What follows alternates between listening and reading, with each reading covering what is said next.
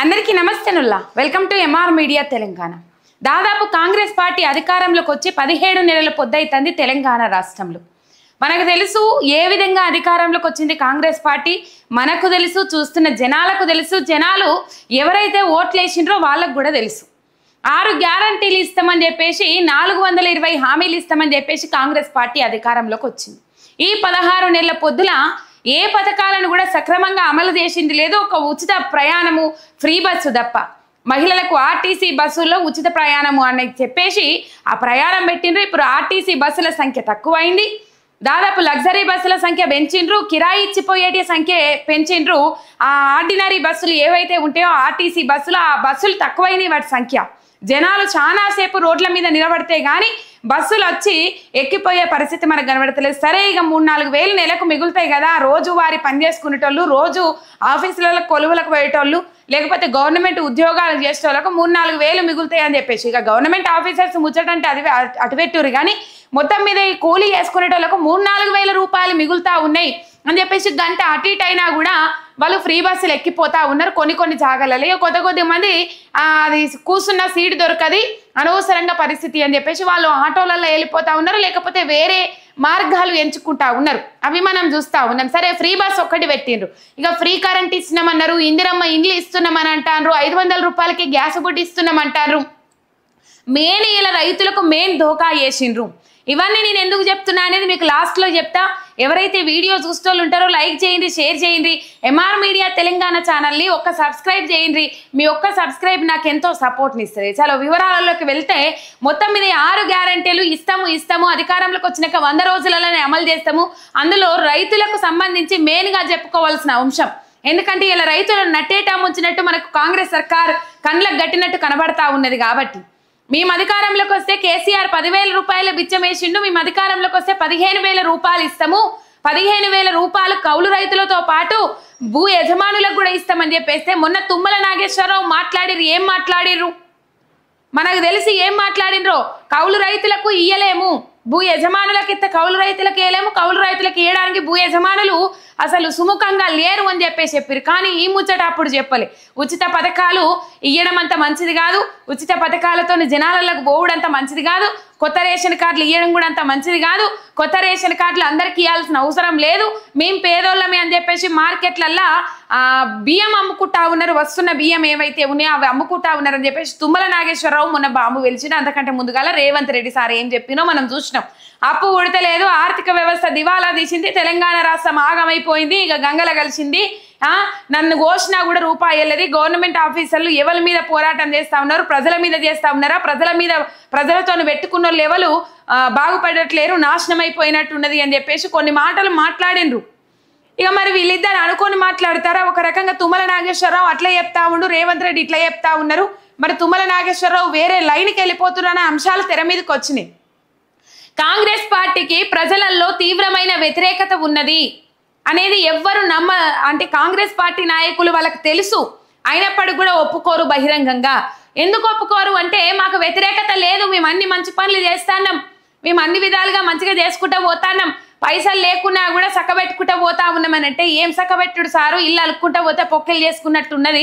కత్తి నీళ్ళు పెట్టిన పొయ్యి లెక్క ఉన్న తెలంగాణ రాష్ట్రంలోకి వీళ్ళు ఎంటర్ అయ్యి మళ్ళీ కొత్తగా ఇల్లు కట్టుకోవాలి, ఇల్లులో పొయ్యి పెట్టుకోవాలన్నట్లు చేస్తా ఉన్నారు అని చెప్పేసి చాలా మంది చాలా విధాలుగా జనాలుగా వాళ్ళకి అర్థమైన రీతిలో వాళ్ళకి అర్థమైన భాషలో మాట్లాడుతూ ఉన్నారు. ఎక్కడ పోయినా మనకి సిచ్యువేషన్స్ కనబడతాయి. ఇవాళ అశ్వరావుపేటలో నారాయణ ఉంటాడు ఎమ్మెల్యే, అక్కడ శాసనసభ నియోజకవర్గం దాదాపు 40 కోట్ల రూపాయలతోని సబ్ స్టేషన్లు ఓపెనింగ్ కార్యక్రమం పెట్టుకున్నారట. ఆ ఓపెనింగ్ కార్యక్రమంలో భారీ బహిరంగ సభ ఏర్పాటు చేశారు. కొన్ని శంకుస్థాపనలు చేయాలి, లేకపోతే కొన్ని అనౌన్స్మెంట్ చేయాలని చెప్పేసి భారీ బహిరంగ సభ ఏర్పాటు చేసిండ్రు. ఇప్పుడు కాంగ్రెస్ పార్టీకి వ్యతిరేకత లేదు, బీఆర్ఎస్ పార్టీ నాయకులే తిట్టిపిస్తా ఉన్నారు, పేడ్ ఆర్టిస్టులకు పైసలు ఇచ్చి తిట్టిపిస్తా ఉన్నారు, కావాల్సుకొని చెప్పిస్తా ఉన్నారు అని చెప్పేసి ఎంతమంది బయటలు ఇచ్చినా, ఎంతమంది జనాలు మాట్లాడినా, ఎంతమంది తిట్టినా కూడా వాళ్ళు ఒక రియలైజ్ అయితే లేరు, కావాల్సుకొని రియలైజ్ అయితే లేరు. మనకు మంత్రం ఉన్నది కదా, వీళ్ళకి వ్యతిరేకత వచ్చింది, మనకు మంత్రం ఉన్నది కదా, అది నిజంగానే వాళ్ళ సమస్య ఉండుంటది. ఫర్ ఎగ్జాంపుల్ రైతుల సమస్యలు తీసుకుందాం. రైతుల వడ్లు కొంటలేరని చెప్పేసి ఇలా పోలీసుల కాళ్ళ మీద పడి కాళ్ళు మొక్కాల్సిన పరిస్థితి, కాళ్ళు మొక్కుతా ఉన్నారు. అయ్యా బాన్సన్ సారు 20 నుంచి 25 రోజులైంది కల్లాలల్ల ధాన్యం పోసి ఇది వరకు కాంటా పెడతలేరు, మేము ఆత్మహత్యలు చేసుకున్నా పంటకు నిప్పు పెట్టుకోవాలని చెప్పేసి వాళ్ళు ఆవేదన వ్యక్తం చేస్తూ ఉన్నారు. అయినప్పటికి కూడా ఇలా ధాన్యం కొనుగోలు చేస్తలేరు, కాంటాలు పెడతలేరు. వాళ్ళు అందాల పోటీల మీద 2 సార్లు సమీక్షలు నిర్వహించారు, కానీ దీనికోసం మాత్రం ఒక సమీక్ష కూడా పెట్టలేరు. తుమ్మల నాగేశ్వరరావు సపోర్ట్ చేస్తలేడు, ఉత్తమ్ కుమార్ రెడ్డి సపోర్ట్ చేస్తలేడు, రేవంత్ రెడ్డి కూడా సపోర్ట్ చేస్తలేడు. ఇలా అందాల పోటీల మీద 2 సార్లు సమీక్షలు పెట్టినప్పుడు ధాన్యం కొనుగోలు ఏడుదాకా వచ్చినాయి, రైతులు ఎంత ఇబ్బంది పడతారు, రైతులు ఎంత అవస్థ పడతారు అనే దాని మీద కూడా ఒక్క సమీక్ష పెట్టునుంటే ఇలా మీకు ఇంతగానో వ్యతిరేకత వచ్చేది కాదు కదా. టయానికి రైతు బంధు ఇవ్వకపోతిరి, 15,000 రూపాయలు ఇస్తామని చెప్పేసి అధికారంలోకి వచ్చి కూర్చుంటిరి, టయానికి రైతు బంధు 2 విడతలు ఎగ్గొడితిరి, 3వ విడత కూడా సరిగ్గా ఇచ్చిన పాపాన పోకపోతిరి. ఈ రైతు రుణమాఫీ కొంతమందికి చేసిరు, ఇంకా కొంతమందికి చేయలేరు.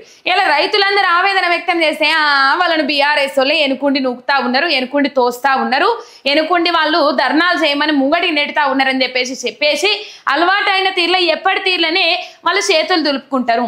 ఇవాళ కాంగ్రెస్ పార్టీకి వ్యతిరేకత ఉన్నది నిజమే, కాంగ్రెస్ పార్టీకి వ్యతిరేకత ఉన్నది వాస్తవమే అని చెప్పడానికి ఓ వీడియోలు బయటకు వచ్చినాయి. ఇలా బట్టి విక్రమార్క ఆయన పొంగిలేటి శ్రీనివాస్ రెడ్డి అశ్వరావుపేటలో ఇది బహిరంగ సభ ఏర్పాటు చేసిండ్రు. ఈ బహిరంగ సభలో ఖాళీ కుర్చీలు దర్శనం ఇచ్చినాయి, మీరు చూడండి ఆ వీడియోలు. బట్టి విక్రమార్క మాట్లాడుతూ ఉన్నారు, మొత్తం ఖాళీ కుర్చీలు దర్శనం ఇచ్చినాయి.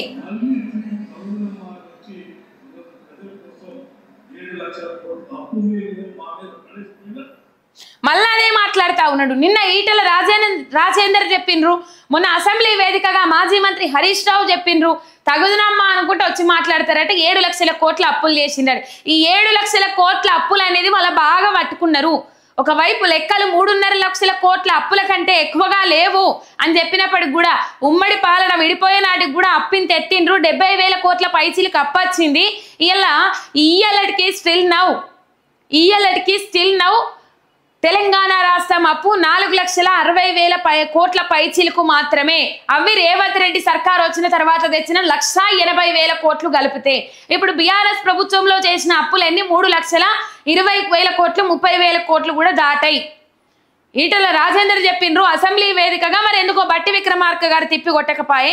బట్టి విక్రమార్క గారు ఏమన్నారు 7 లక్షల కోట్ల అప్పులు అని చెప్పేసి శ్వేతపత్రాలు విడుదల చేస్తున్నాము, ఆ పత్రాలు ఈ పత్రాలు అని చెప్పేసి మాట్లాడుకున్నారు కదా. ఇలా శ్వేతపత్రాలు కథ కార్ఖానా అని చెప్పుకున్నప్పుడు బీఆర్ఎస్ మాజీ మంత్రి హరీష్ రావు లేచి దానికి సమాధానం ఇచ్చిరు కదా.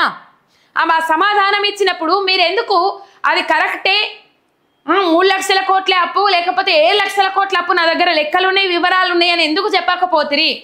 ఇలా సభ పెట్టుకున్న కాడల ఎవరున్నారు సార్, ఎవరింటారు మీ బహిరంగ సభ అంటే మొన్న బీఆర్ఎస్ రథోత్సవ సభ.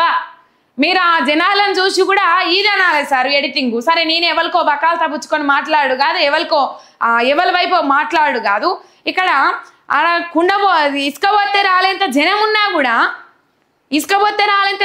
రాలనంత జనం ఉన్నా కూడా మీరు ఏమన్నారు, వాళ్ళు జనాలే కాదు వాళ్ళ సభలే కాదు అని చెప్పేసి. అవి సభనే కాదు, అవి జనాలే కాదు, ఉట్టిగా ఎడిటెడ్ వీడియోలు, యానిమేషన్ వీడియోలు అని చెప్పేసి. విజిలెన్స్ రిపోర్ట్ ఉన్నా కూడా మీ దగ్గర ఉంది, మీ కేంద్రం దగ్గర ఉన్నది, మీ ఢిల్లీ పెద్దల దగ్గర ఉన్నది విజిలెన్స్ రిపోర్ట్. అయినప్పటికీ కూడా నవ్వేటోళ్ళ ముంగడ జారిపడ్డట్టు చేసుకున్నారు మీరు. అది నా బాధ.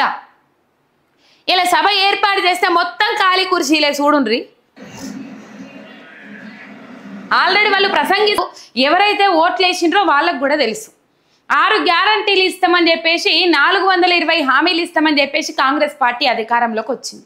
ఈ 16 నెలల పొద్దుల ఏ పథకాలను కూడా సక్రమంగా అమలు చేసింది లేదు. ఒక ఉచిత ప్రయాణము, ఫ్రీ బస్సు తప్ప.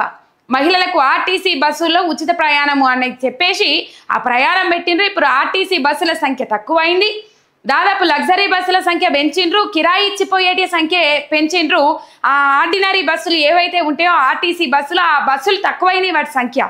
జనాలు చాలాసేపు రోడ్ల మీద నిలబడితే కానీ బస్సులు వచ్చి ఎక్కిపోయే పరిస్థితి మనకు కనబడతలేదు. సరే ఇక 3-4 వేలు నెలకు మిగులుతాయి కదా, రోజు వారి పని చేసుకునేటోళ్ళు, రోజు ఆఫీసులలో కొలువులకు పోయేటోళ్ళు, లేకపోతే గవర్నమెంట్ ఉద్యోగాలు చేసేటోళ్ళకు 3-4 వేలు మిగులుతాయి అని చెప్పేసి. ఇక గవర్నమెంట్ ఆఫీసర్స్ ముచ్చటంటే అది అటుపెట్టురు, కానీ మొత్తం మీద ఈ కూలీ చేసుకునేటోళ్ళకు 3-4 వేల రూపాయలు మిగులుతా ఉన్నాయి అని చెప్పేసి గంట అటు ఇటు అయినా కూడా వాళ్ళు ఫ్రీ బస్సులు ఎక్కిపోతా ఉన్నారు కొన్ని జాగాలలో. ఇక కొద్ది మంది అది కూర్చున్న సీట్ దొరకది అనవసరంగా పరిస్థితి అని చెప్పేసి వాళ్ళు ఆటోలలో వెళ్ళిపోతా ఉన్నారు, లేకపోతే వేరే మార్గాలు ఎంచుకుంటా ఉన్నారు. అవి మనం చూస్తూ ఉన్నాం. సరే ఫ్రీ బస్ ఒక్కటి పెట్టిండ్రు, ఇక ఫ్రీ కరెంట్ ఇస్తున్నామన్నారు, ఇందిరమ్మ ఇండ్లు ఇస్తున్నామని అంటారు, 500 రూపాయలకి గ్యాస్ బుడ్డి ఇస్తున్నామంటారు.